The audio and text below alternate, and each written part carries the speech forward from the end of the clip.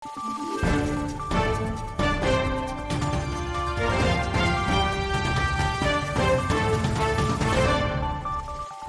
araw, Pilipinas! Ito ang Valiente News hatid sa inyo ng Office of the Vice President. Mahigit 100 na mga mag-aaral mula sa Nabuswang Elementary School, Barangay Canmoros, Binalbagan City ang nakatanggap ng pagbabago bags mula sa OVP Panay and Negros Islands Satellite Office. Ang sitwasyon ng mga mag-aaral sa lugar, alamin natin sa report ni Maribeth Adlawan. Tumulak ang Office of the Vice President, Panay and Negros Islands Satellite Office, noong Oktubre sa Barangay Canmoros, Binalbagan City upang handugan ng pagbabagubag sa mga mag-aaral ng Nabuswang Elementary School. Mahaba-haba ang naging biyahe mula Bacolod City papunta sa Barangay Canmoros. Kailangan din na tumawid ng ilog at sumakay ng tricycle papasok sa paaralan. Dahil malayo sa sentro ng bayan, hamon para sa maraming mag-aaral at mga magulang ang pagbili ng school supplies. Kwento din ng guro na si Sheila, pangingisda ang pangunahing pangkabuhayan ng mga residente sa Barangay Canmoros. Kung kaya't malaking tulong ang pagbabago bags at school supplies sa pag-aaral ng mga bata sa kanilang komunidad. Kung mag-a-access naman sila po ng school supplies, so dapat pa nila silang tabog ng ilog.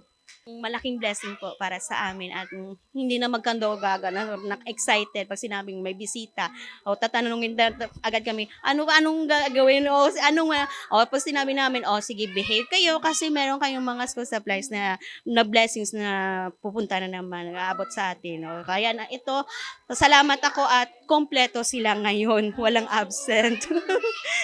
Tuwang-tuwa naman si Leia nang makita ang laman ng pagbabago bags. Agad nga na ipinakita ng bata ang tamang paggamit ng sipilyo. Paano? Sa test. Sa ano tawag dito? Sa kabuuan, mahigit 120 learners ang nakatanggap ng pagbabago bag sa Nabuswang Elementary School.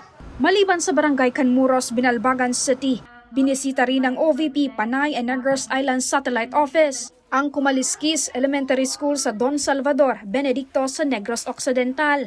Ang paaralan ay kabilang sa Last Mile School Program ni dating Department of Education Secretary, Vice President Inday Sara Duterte.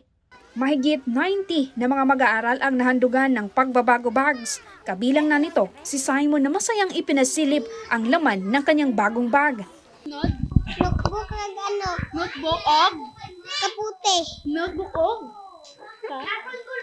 Lapis. lapis unsa pa ano pa Eraser. para asa ang toothbrush Taunto.